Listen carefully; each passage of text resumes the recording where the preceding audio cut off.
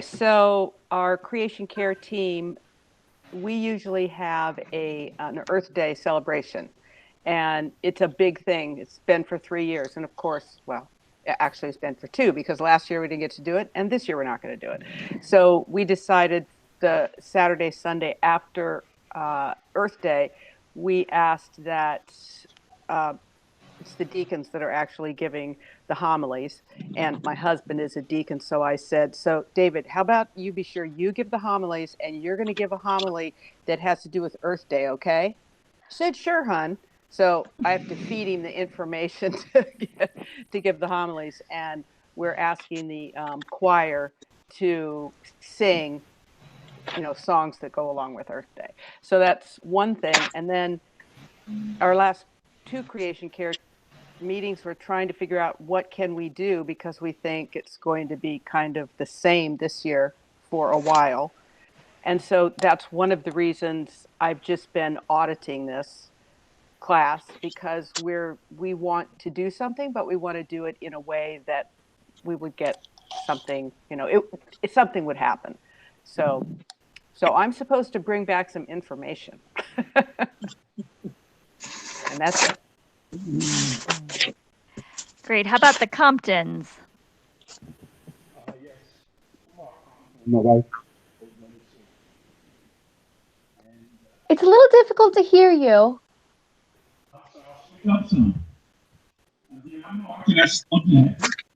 I think it's fixed now. Can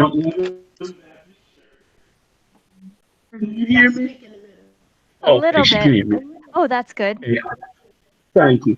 And I noticed that the title for this web is, the power to motivate and behavior changes for your congregation.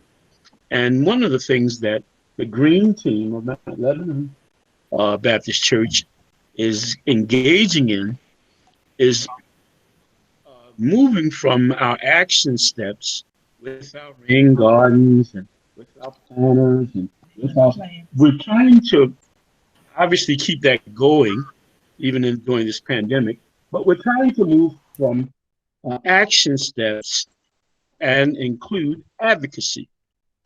And advocacy, as you know, deals with that General Assembly, with our senators, with our delegates. And so we must be consciously aware of time constraints because they start on, I think, January the 9th or so. They go runs for 90 days, and after that, it's over. So we're going to begin to affect policy that affects all of Creation Care Ministry. And of course, IPC, Interfaith Partners for Chesapeake, is a very strong of which we're a member. So we're trying to promote advocacy. What can we do to support our delegates who are putting the bills on the floor to have votes as it relates to how we can all collectively? You said something about plastic bags. Well, there's going to be a vote coming up on plastic bags. You know, before this has been mentioned about buses and transportation, because of course the lowest economic members of our society use transit buses, and it's been said that our buses in the city break down constantly. So if our essential workers can't get to work, can't get back home, and can't get to their medical appointments, then we're trying to move from action to advocacy, and that's really going to be our push now. There are a number of letters that we can send, phone numbers on IPC's website and other websites where you can contact your delegates, let them know that you are for climate change, let them know that you are for ban on plastic bags, let them know. I'm hoping to move from action, not lose it, but action to advocacy this year. Awesome. And I'll just piggyback on that. Odette, I'll just piggyback on that in our Green Team meeting this week. When we meet back again, the church, our team will decide if they want to focus on giving up one day a week, something about, using a clothesline or about, things of that nature. I had the 5 things written down that I gave you from our previous session and told them that we need to look at those. So they said that we'll talk about it when we meet again in 2 weeks. Great. That's awesome. What great leadership. Thank you. How about Dagmar next? And then we'll go Charlie and then Jessica, and we'll round up with Francesca. Okay, I am Dagmar Coring. I am a member of St. Luke's Episcopal Church in Eastport. That's my faith tradition. And Creation Care this spring. The Environmental Committee, as always, is very active in maintenance, and we have the project Green Stream on April 10th at St. Luke's, and also the Annapolis Greenscape, that's on April the 24th. And we're starting an advocacy committee that's being formed at the moment because we're so close to the State House. We figured we might as well. So one person has been designated to look at advocacy on all levels, including the environment. So that's the newest. And then I'm, of course, focusing on my capstone project for the academy. So that's pretty much it for me. Great. Thanks, Any Dagmar. questions? No, Okay, you're Charlie, go ahead. Yep. Yep.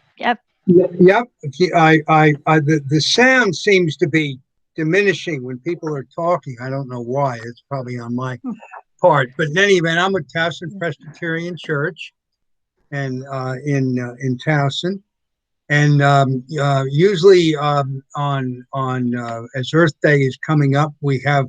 We usually schedule a lot more activities outside, but basically what we'll be doing this year, we'll be doing, yes, the Project Clean Stream and Roll and Run. And we've done that for many, many years. And then we will also rejuvenate our intergenerational garden, which is food, vegetables that we grow for the Assistance Center of Towson Churches. And then we haven't come down to every little details yet on it, but on Earth Month, we'll have a lot of messaging to put out because it is Earth Month. And we're hoping to have Rabbi Nina Beth Carden, at least that's between me and Jessica and a couple others or whatever, to have her preach on Earth Day Sunday. So Wow. that's the effort. And one of the things, and I really appreciate all you guys have talked about advocacy.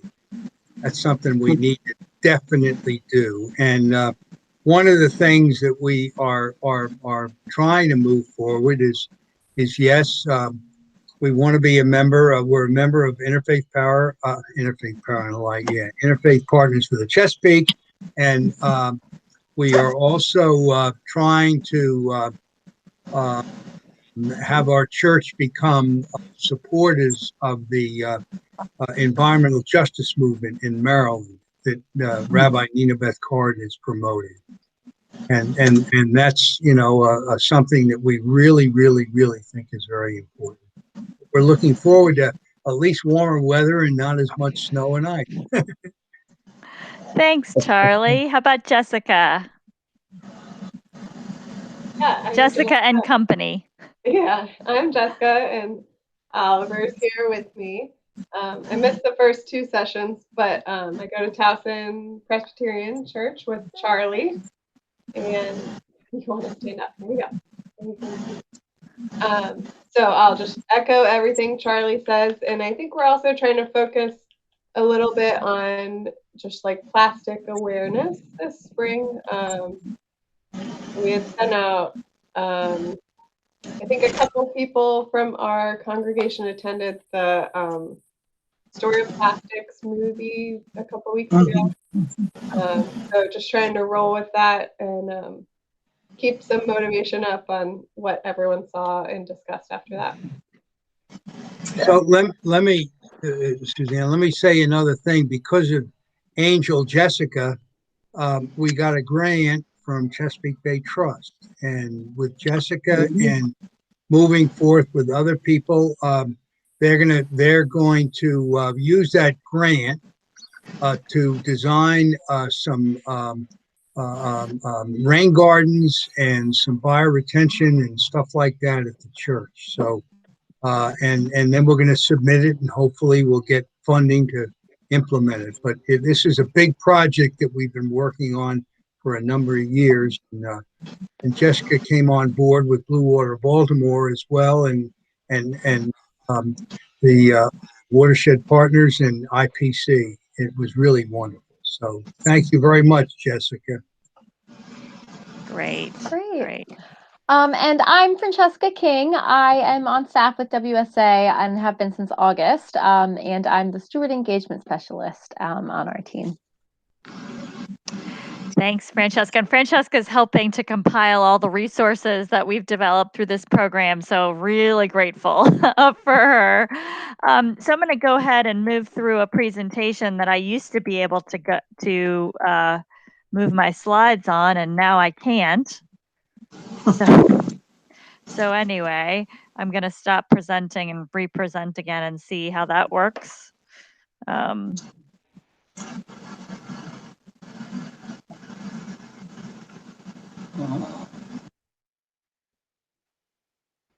I tested this at the beginning of our session. I was like, oh, good, it works. But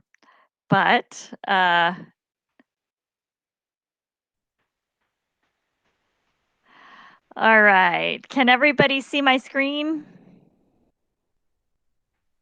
Yes.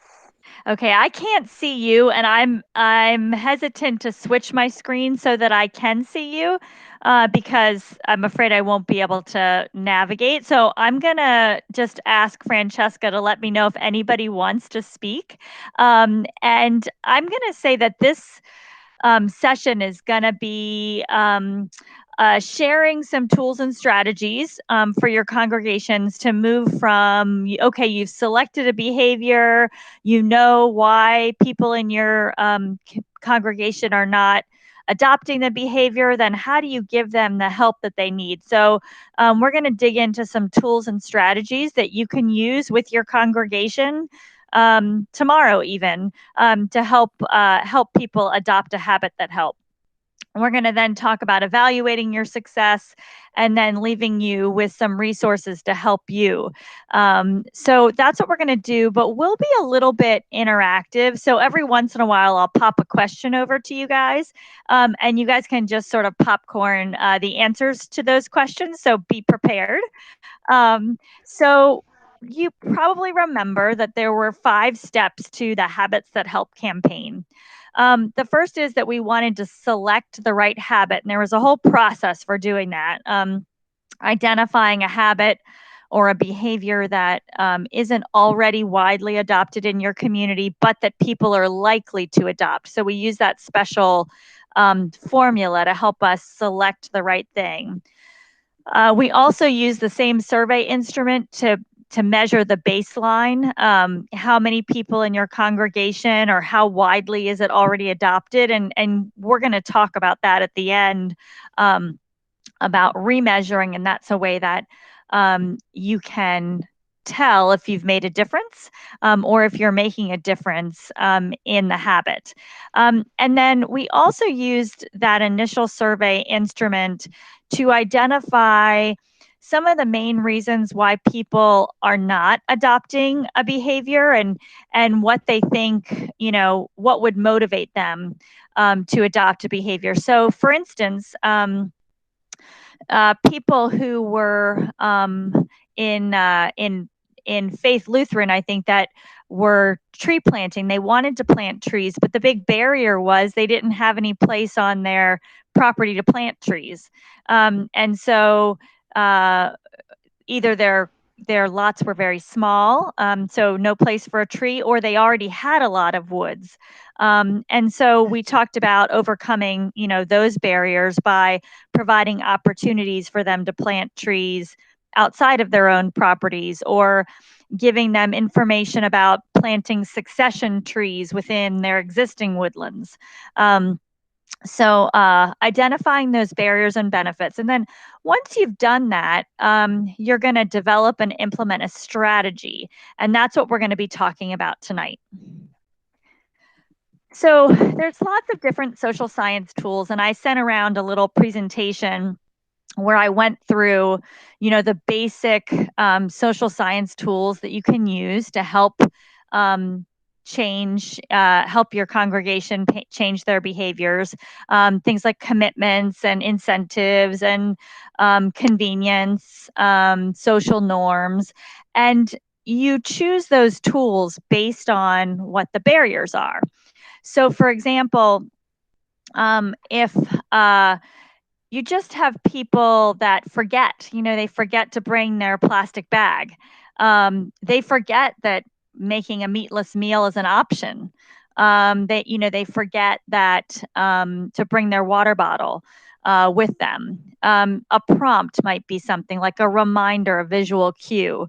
If you have people that really know they should act, they've watched the story of plastics and they know they should reduce their single-use plastics, but they just can't get over the hump. You might use social norming or social diffusion, where you're showing the rest of the congregation that this is a behavior that's widely adopted. So when you're choosing your tools and your strategies, you want to think about what help your congregation needs. So you want to essentially choose the right tools for the job. So I'm going to talk tonight about 3 tools that I think are pretty helpful in congregations. Congregations are a really interesting and exciting community to be working in because there is a sense of belonging. And that sense of belonging is not accidental for most people, it's very purposeful. And further, that sense of belonging to a congregation is really about the essence of who you are as a person.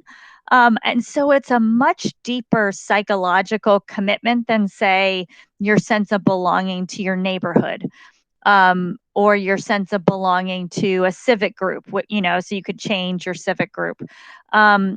Your belonging to your congregation has a much more meaningful psychological and spiritual impact. And so for that reason, I think using the tool of social norm or social diffusion to help your congregation affect change is really powerful. So there's 3 basic principles here. First is the opinions of others have a really strong impact on behavior. So when I know other people are watching me, when I know other people can, see what I'm doing, that has a big impact on me. The second is our sense of self-perception, how we perceive ourselves to be. If I perceive myself to be a Christian, I want to act in a way that is loving to people and that emulates the example of Christ in all of my actions. And I even more want to do that when I'm around people in my congregation. And hopefully I want to do that, just as much when I'm not. But, people really want to act in a way that is consistent with how they perceive themselves. And so social diffusion is the process of having the green sheep in your congregation, the early adopters, the people who have made the early commitment, to have them showcase that commitment to the rest of your congregation. So you want your congregation as a whole to see themselves as a congregation which is concerned about the environment, which is concerned about creation care. And so a couple ways that, we can help with social diffusion in congregations. And I loved Kathy's example of this, the homily. Her husband, the deacon, is going to give a homily about the Earth and Earth Day.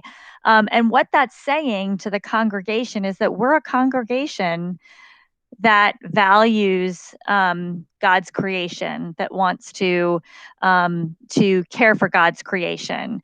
In the same way, you might think of like a Bible study or a faith formation group. Maybe they do a little Bible study on creation messages in the Bible. So there's lots and lots of different resources for those kinds of things. One that I found that I love, that Interfaith Partners for the Chesapeake and Interfaith Power and Light do every year, is they do these calendars that are associated with various spiritual seasons. So for the Christian denomination, it's Lent now. So there's a calendar that gives people actions and reflections about creation throughout Lent. And that's a way of promoting that in your congregation, is a way of reminding people that we are a congregation that is concerned about the environment. Now, if you go one step closer, like those at Towson who have just, and many other congregations who have just watched the story of plastics, you might have a group within your congregation or your congregation in general do a plastics audit and then share their results to the rest of the congregation. So, taking note of how many of each of these plastic items are in their recycling for the week, and then reflecting on, how many single-use items have I used in the last week? Which ones do I use the most? Where do those items end up? And then more importantly, can I reduce that through the year? So this audit, I think, has a lot of implications or uses within congregations to help create a sense of social norming a particular behavior. So that's social norming. Any questions on the process of social norming or social diffusion? Doesn't look like it. Anybody? Okay, so if anybody has questions, they can type them in the chat or interrupt. I'll just go on to the next two, and we have a little interactive questions coming up here in a few slides. So the next tool that I think is really, really effective in congregations is commitments. So a commitment is, people saying they're going to do something. And people really like to do what they say they're going to do. And if they say it out loud, they'll do it more often than if they just commit internally. And if they say it in writing, that's even more effective. And if they say it in public, that's even more effective. And so there's a lot of different ways to affect commitments in congregations. A Lenten fast, that might be something, that you commit to just yourself. You're committing to fast from, plastic water bottles. You're committing to fast from using plastic Ziploc baggies, whatever it is. The other thing that you can do in your congregation is to recognize or do a group commitment of people that are committing to, for example, using reusable water bottles. One day when we can all go back to service together, you could have everyone bring their reusable water bottles to the worship service and invite them up to the front of the congregation and have your pastor bless those water bottles. There's a million really nice images of water in our faith traditions, and reflecting on water and reflecting on us as a vessel of God, and that water bottle being a vessel of water. There's just a lot of really nice things that you can do that from a spiritual perspective, but looking for ways to publicly recognize or display that commitment. There's a little bulletin board of the Giving Tree. You know, people who have planted a tree, there's a little certificate there, or they could have a leaf if you've planted a tree in your yard. So that could be a visible commitment as well. So there's all these different pledges that you can use. Skip the straw. I liked the one about saying no to single-use plastics for 2 weeks, or even a week. You know, sometimes it's overwhelming to say, I'm never going to use single-use plastics again. But if you have it time-bound, people might be willing to do it more than, you know, if it's sort of a forever thing, because it seems sort of too overwhelming. So we do know that smaller commitments, less expensive commitments, shorter commitments are easier to make. And so you can get people to make those. And once they make it for 2 weeks, they might be able to do 3 weeks or 4 weeks. So start with small commitments. You know, skipping the straw, that's, you know, a tiny, tiny thing. You know, who needs a straw really? And it's only a little bit of plastic, but once you skip the straw and you're used to that, then you can make the commitment to skip another piece of plastic. So that's commitments. And then the last tool I wanted to talk about tonight are prompts. So prompts are a visual and auditory cue that reminds people to do something they already intend to do. So if they've already made that commitment to, let's say, bring their shopping bag, they sign the public commitment and they get the bag and it gets blessed, and they're committing that they want to make this change to bring their reusable bag, but they could just still be forgetting. And so a prompt is, you know, what does the bag say about you? You know, what does this commitment say about you as a person, as a person of faith? You know, what does it say about your commitment to your spirituality that you are engaging in this? So there's a couple different ideas for using prompts. They certainly can be things that you print out. They can also be a daily prayer that shows up in your email inbox every day, that is a prayer and a reminder to do whatever it is. I think that someone was talking about meatless Mondays or meatless one day a week. You know, one prompt that you could give people is a subscription, either an email or a text subscription to a meatless recipe once a week or once a month or once a day. And that would be the prompt. Oh yes, I remember, I'm going to make something meatless. So prompts just help people to remember. So I'm going to pause and I'm going to just ask if there's any questions about any of the tools, or if anybody has any other ideas for how you could use a prompt or a commitment or social diffusion in your community.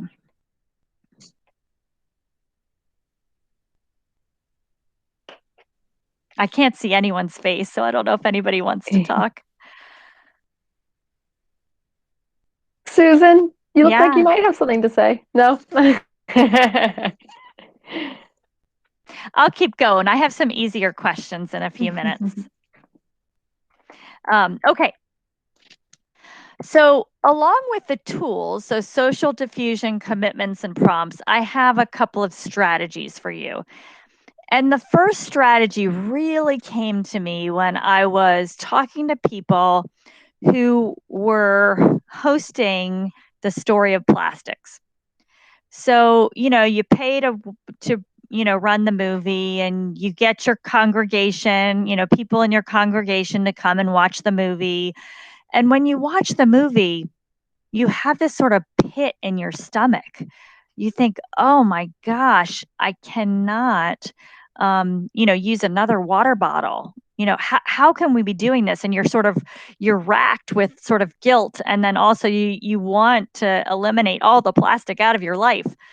And so at the moment when people are really, really interested in making a change, what you want to do is you want to get that group of people together, the people that are really passionate, we got to do this, and make them part of your team. Many of you have green teams already, and that's great. And your green teams are filled with the people that, likely the people that do all the great stuff at your congregation. But, people that are just moved, by an outreach, they could be part of your team too. You could ask them for their ideas of what would help them reduce their plastic use, what would help them change their behavior. Think about how you can widen the circle, the team that you have around you, to help you identify your behavior, dig into those barriers and benefits, and really create a strategy. So you're going to sort of be starting with some ideas, but you want to bounce those ideas off of people. Would this work for you? Do you think it would help if we did this? What do you think about this idea? So really, look at who the early adopters are of your behavior in your congregation and make them part of your team. The second thing is, when you decide what your goals are for your campaign, you want to communicate those goals to your congregation. So this isn't the time to sort of hide your light under a bushel. You're not trying to be sneaky about this behavior modification. You really want to say to your congregation, hey, this group of us, we're gonna we've been moved to plant 1,000 trees this year, and we have a goal to plant 1,000 trees, and we want you to be a part of that, and here's how you can join, and be part of this with us. So make sure that your congregation knows that there's a goal out there, and that you're trying to affect change. And they should be part of it.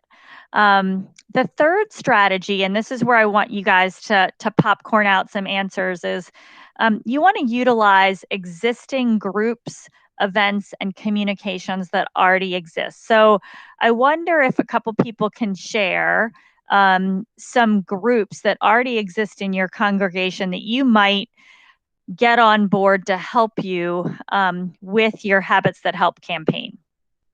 You can just unmute and say the name of a group or a couple of groups. What comes to mind is Charlie, is the deacons. Okay. They're the ones that are, the people see, they greet people at the door and everything, and so that might be an opportunity to engage them. And I love the idea for Earth Month that we set the commitment out to reduce some plastic, and we'll try to get the deacons to welcome to Towson Presbyterian Church. What are you reducing this month in plastic and whatever? I'm only kidding when I say that, but that might energize it. But that's a group that seems like it might be motivating to the rest of the church. Well, Charlie, what you've done there is identify a group that people look to for guidance and for an example. And so I think putting a message in the mouth of the deacons, I think, might be really, really effective. So I think that's a great group. What other groups can you guys think that already exist?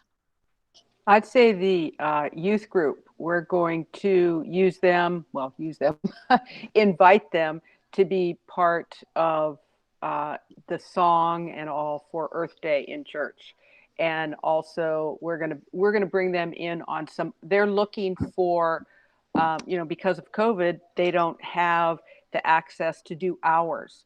So they're going to come and help us with our project that we planted in the spring to weed and neaten up the mulch and stuff like that. So great. That's great. Good. Who else has a group that could be utilized? Well, we have more female members at church, but we do have a men's group that meets monthly for breakfast, and we asked if they could talk it up at the next meeting that they're going to be having. So that's Good. Great. Good. That's great social diffusion through that group. All right, events. I think one more, good. Dagmar Sorry. has one. Great, thanks.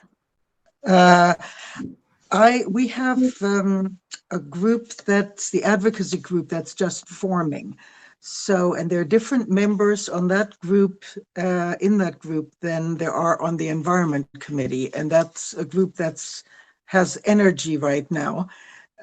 So working with them on, on Earth Day might be a very good way to influence the congregation, and maybe even have a sermon by our pastor to focus on, the advocacy committee that's being created, and focus on, the environmental aspect of what they're doing at the State House. Great. Good. All right. How about events that already existed? And this isn't an event, but a couple people have called out Earth Month. That's certainly an event. It's a time of year, as is Lent, where you can focus some energy around when people's focuses are already in the direction of spiritual renewal or environmental renewal, the earth. What are other events that might be happening at your congregation that you could utilize as possible ways to help in your campaign?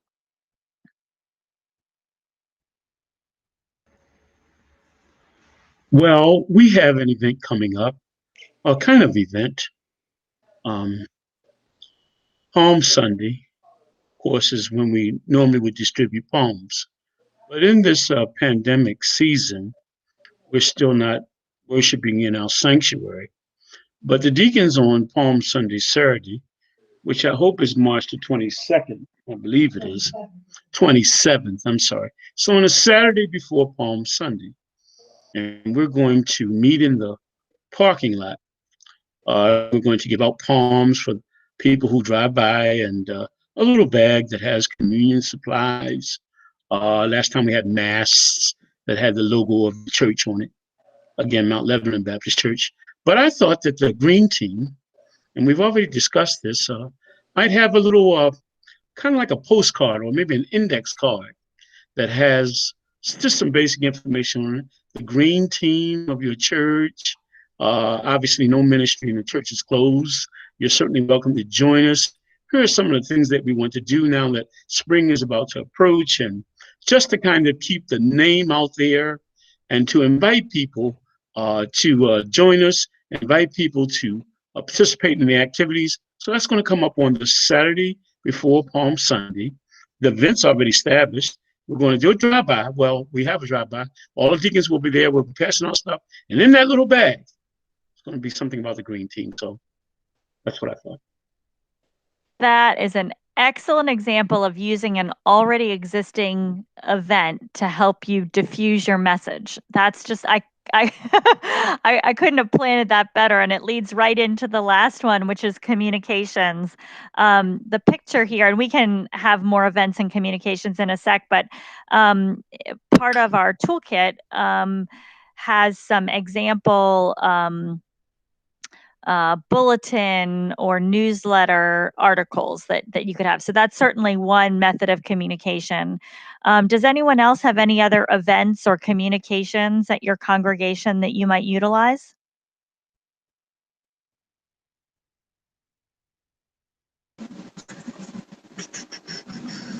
Go for it, Dagmar.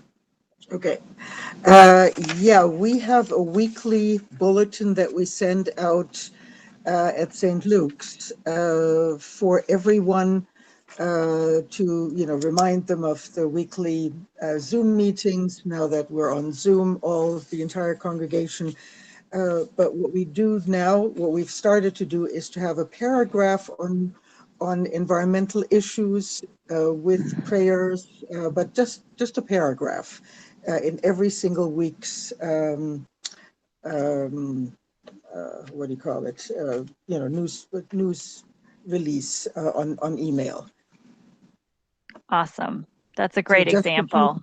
Just to keep it in front of the congregation that A, we exist, B, we work, and something to think about that has to do with the environment. That's excellent. Great, great.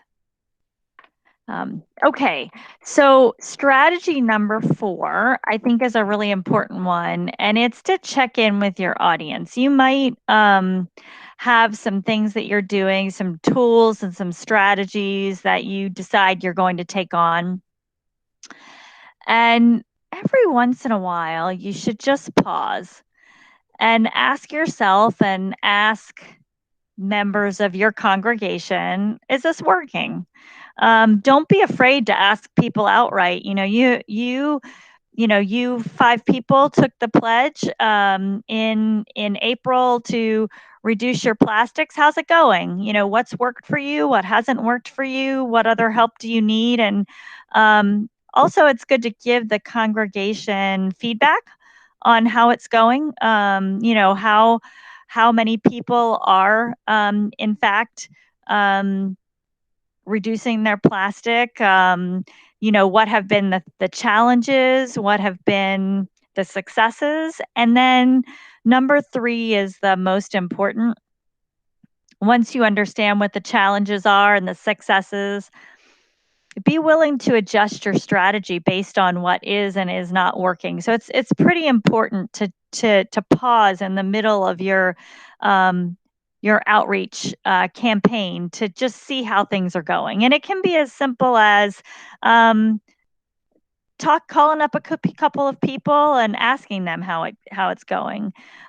You could do some observation. If we were all going to our congregation, you might look at the recycling bin, and if you're seeing a lot of plastic water bottles in there, maybe you need to do something differently, or you could field a quick survey just to see how things are going, or you could have people renew their commitments. We renew our vows at times in our lives, renewing their commitments, and in that commitment renewal, talk about what works and what doesn't work, and what challenges people are having. So that check-in and adjustment is an important part of outreach. And then when you do get to the end of your campaign, and you're never really at the end, but when you get to a point where you want to measure your success, you're just going to field the same survey that you did at the very beginning of your campaign. And you probably remember we had the survey, which if you haven't deployed the survey yet in your congregation and you'd like to in the future, just feel free to reach out to me. I can get those survey questions to you. You remember that we had an opportunity question. How many people in your congregation are not engaging in tree planting? And it was pretty high for Faith Lutheran. And hopefully when Susan Meyer does that survey again in a year, or whenever she decides to do it again, that score will go down significantly, meaning that a lot more people are planting trees. And I just want you to remember that this is a marathon and not a sprint. Changing behavior takes a long time. And don't be discouraged if you only measure a small change at first. It can take time and sustained action. So the last part of my presentation tonight just deals with the toolkit that we have created for you to help you take action in your congregations. I hope most of you have visited the Power to Motivate resource page. I've got the web address there, and it's also in the calendar link that I sent you today. But we have overviews for 7 different behaviors and a little introduction about how to use the toolkit in that toolkit, you'll find background information about the behavior, how it helps the environment, sample messages that you can do and sample tools that you can do. And for those 7 behaviors, that's sort of designed to help you get started. We have just added 7 customizable tools based on the 2 behaviors that were the most popular in the survey, planting trees and single-use plastics. So those will also be on the Power to Motivate website. And you can see we've got examples of pledges, audits, some prompts. We have some communications, some social media messages. And for each of these tools, we've got some directions for how to use them. So a little bit about the tool, what social science tool is it? Is it commitment? Is it a little bit about, what actually the direction is? Some messages that you might want to use, and then some notes for how you would utilize this with your congregation. So that's designed to get you started, to get you inspired. But part of this program also is that any of you who took these 3 classes, any of your congregations that is eligible for 1 hour of technical assistance with me. So you can email me and say, hey, Suzanne, we'd like to meet with you. Here's the question we have about habits that help in our congregation. And we can spend some time trying to identify some things that you can do to be effective in your congregation. And then we can also do some targeted or specific graphic design of the tools that we have in our toolkit for your congregation, provided that you have filled out the campaign builder worksheet. And the reason for that is we want to make sure that the tools that we design for you are responding to the barriers and benefits specifically in your congregation. So those things are available to you if you would like them, and if they would help you, you can feel free. And in order to take advantage of either one of those, you just have to drop me an email and let me know that your congregation either wants technical assistance or the graphic design. So there's one last resource I wanted to make sure people were utilizing, and that is Interfaith Partners for the Chesapeake has some really great resources for prayer and liturgy around creation care. They're on IPC's resource page. Actually, there's a whole bunch of resources. But, for those that want to incorporate into faith formation, Bible study, prayer, liturgy, there's some really, really nice resources on their website. So I wanted to make sure people got a chance to take a look at those. And then the last thing that I want to impart to you guys as you're thinking about habits that help in your congregation, the way of wisdom, walk the path of wisdom. So it's really tempting to see all of these things that we all should be doing to care for creation. But I just want to encourage you to choose one thing or 2 things. Too many choices and people are overwhelmed, too many choices and they can't do anything.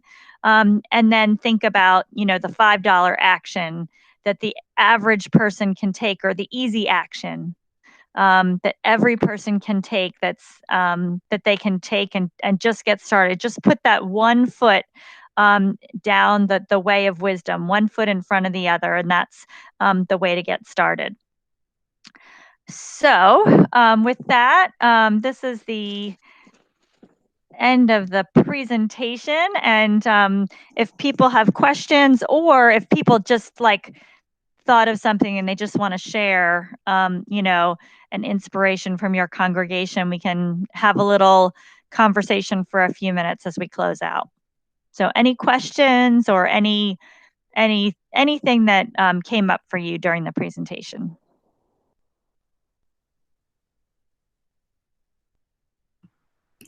I just have the question about the follow-up survey. You had said something about, in a year or so. I was thinking it was like a 7 months kind of a. Yeah. It's totally open. Yeah. You just have to decide what your time horizon is. I think 7 months is fine. You don't want to do it right away, and you don't want to do it too long in the future. But I think 7 months for you, that'll be at the end of the planting season. So that makes sense to me. You surveyed people at the beginning of the planting season, at the end of the planting season. Okay. Yeah. Yeah. Great. Good question. Okay. Who else has a question or a comment? Go ahead, Dagmar.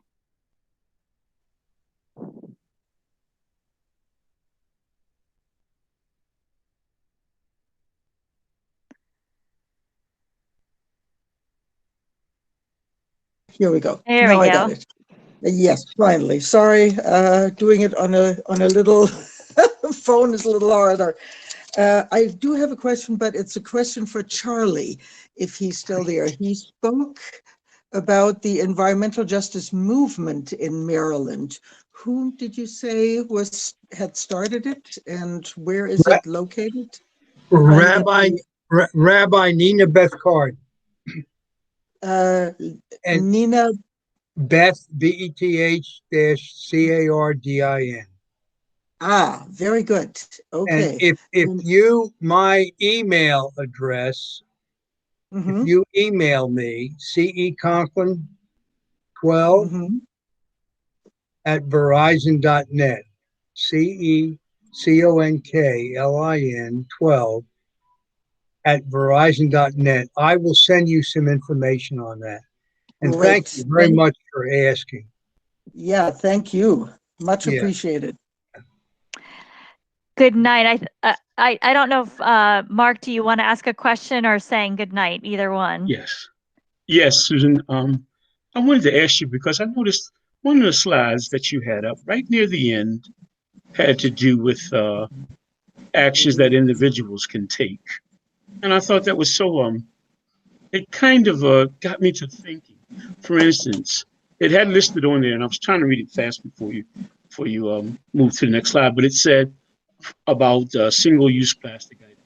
And it had listed bags, of course, but it had plastic forks. Perhaps it had small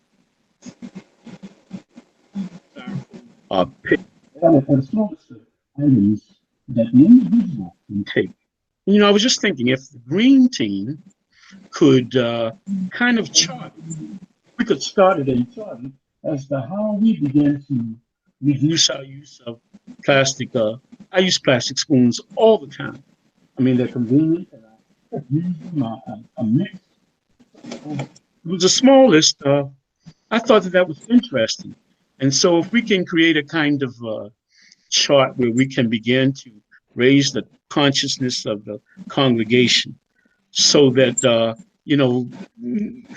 we're not overwhelmed. But how effective have we been for this time period in what?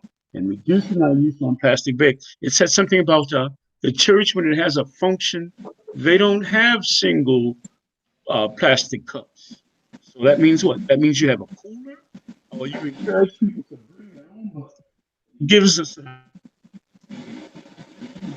opportunity to think that we'll work with our own congregation as to how we individually can begin to reduce our use and our dependency on items that we all know. Okay. I think that's a great example. And I think it is, so much of our faith is about living out our faith as individuals, and our individual actions. So I think there's so many opportunities, and I love that connection. I love also that you're saying it might start with your green team. You know, Yes. it might start by them looking at themselves and doing that self-reflection and then sharing it out beyond that, you know? Thank you. Yeah, thank you. So folks, it's 7:30. You guys are you've been such a great group for the last 3 sessions, and good to be joining on this cold and wet night. I can stay and chat for a little bit, but I also want to be respectful of time. And if others want to hop off, want to say good luck with your behavior change goals. And I'd love to hear how it goes and if you need further help. Thank you. All Very right. good. Thank And you. Great presentation. And good night. Take Suzanne, care. as we move forward, we're going to Thank you need. so much. Thank you. All right. Thanks, Charlie.